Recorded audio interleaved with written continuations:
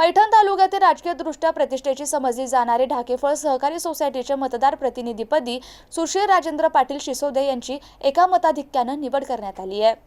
जिल्हा मध्यवर्ती सहकारी बँकेच्या मतदार प्रतिनिधीसाठी सहसा बिनविरोध होणाऱ्या सोसायटी प्रतिनिधीसाठी ढाकेफळ येथे 2 गटात एकमत दिसून न आल्यामुळे सोसायटीचे सचिव तथा निवडणूक निर्वाचन अधिकारी म्हणून सुनील सूम यांना गुप्त पद्धतीने मतदान घ्यावं लागलं। यात अक्षय पाटील शिसोदे यांना 5 तर सुशील पाटील शिसोदे यांना 6 मतदान पडले।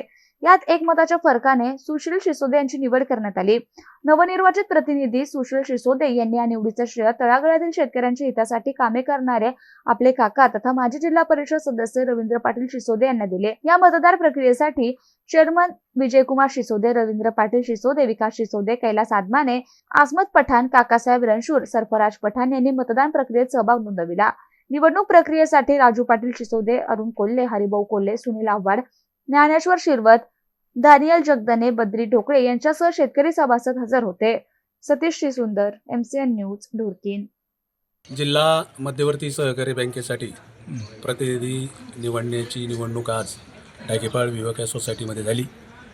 त्यामध्ये निवडणूक झाली व समोरच्या पार्टीला 5 मतं झाली आणि सुशील याला 6 मतं झाली। सुशीलला 6 मतं झाल्यामुळे सुशील सिसोदे हा निवडून आला आणि समोर त्यांच्या विपक्ष कोण उभा होतं? अक्षय सिसोदे। हां, ठीक। आणि आपण निर्वाचन अधिकारी म्हणून आजची जी निवडणूक प्रक्रिया कशा पद्धतीने पार पडली?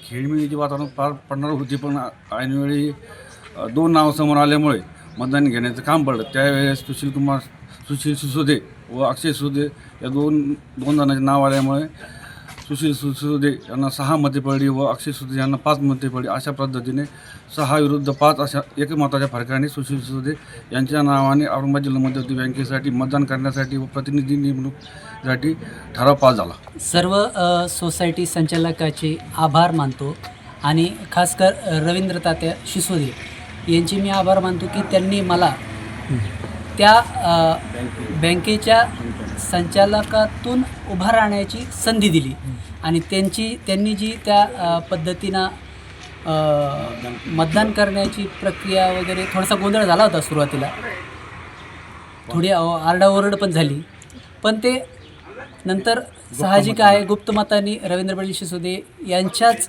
पॅनलचा विजय झाला।